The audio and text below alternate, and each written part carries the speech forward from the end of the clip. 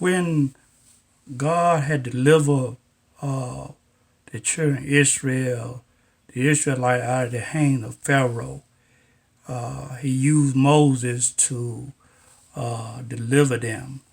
And when God had delivered them, God led them to the Red Sea. Uh, at the Red Sea, we all understand, we all know what happened. Uh, God opened the Red Sea up, and the children of Israel walked on the other side on dry ground. But Pharaoh's army was drowned in the Red Sea, and, and God led them through the wilderness. And while they was going through the wilderness, God took care of his people. God gave them bread from heaven, gave them water from a rock. Amen. He just blessed them and blessed them and blessed them. But it got to a point where the children of Israel, the Israelites, began to mumble and began to complain and began to mumble against God and against Moses. And they told Moses that they was tired of eating the bread that God had given them from heaven. And God heard their complaints, and God heard them complaining, and God sent fiery serpent among them to bite them, and amen, and poison serpent, and amen, and many of the people died because of the bite of the serpent. And the people went to Moses and begged Moses to pray on their behalf, to pray for them that God would take the serpent away from them. Amen. And Moses prayed on their behalf.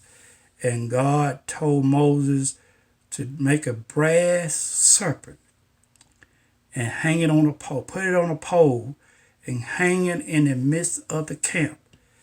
And whosoever will look upon this brass serpent should live. Of course, you all know that a lot of them refused to believe. A lot of them refused to look up and live. And because of their unbelief, they died in the wilderness because of the poison bite of the serpent. Amen. And I want to let you know that we going through a wilderness right now with this pandemic. It might be something else that's going on besides the pandemic that you're going through, but we are definitely going through a wilderness of trouble. And amen. But I want to let you know, and I believe in the midst of in this pandemic, in the midst of the trouble that we experience now, God is still showering his blessing down upon us. God is still favoring us, and God is still blessing us. God is still blessing us to have a roof over our head and have clothes on our back, and with a portion of our health and strength, have money to pay our bills. Amen. God is constantly blessing us in the midst of a wilderness of pandemic. And I want to encourage you this afternoon, not to complain, not to murmur against the blessings of God. I know things always can be better where they are now, but we have to be thankful for what we have now. We have to be thankful and be grateful of what we at now in this pandemic, and how God is blessing us and bringing us through it. How God is constantly blessing us while we coming through it. Amen. And don't complain. Don't complain. Amen. But be thankful that God is still blessing you. Amen. Psalm 91 said, he that dwell in the secret place of the Most High shall dwell under the shadow of the Almighty.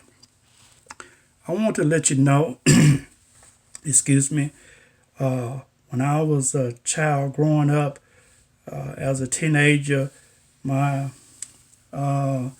daddy used to take me to fishing, and in order to get to the pond or get to the pool where we was going to fish at, amen, I remember walking in my daddy's shadow.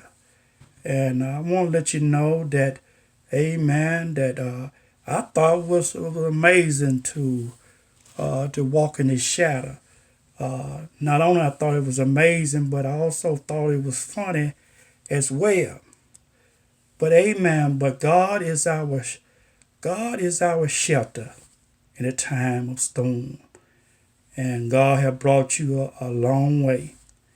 And I want you to be encouraged. I want you to, when you feel depressed, or when you feel helpless, I want you to look back at the back door of your life and realize and discover where God has brought you from. And I can tell you, God has brought me a mighty long way. And as I look at the back door of my life, I know that God has brought me a long way. And God has not brought me to this appointed time where I'm at right now to leave me. Despite of what's going on, God had not brought me to leave me. He promised us that He would never leave us and never forsake us. And get back to the Israelites.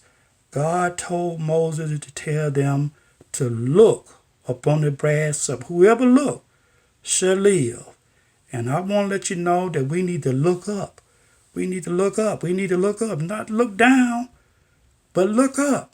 When you look down, it means that you looking down, and you looking down of defeat. But look up unto the hill from which cometh your help. All our help comes from the Lord. And I want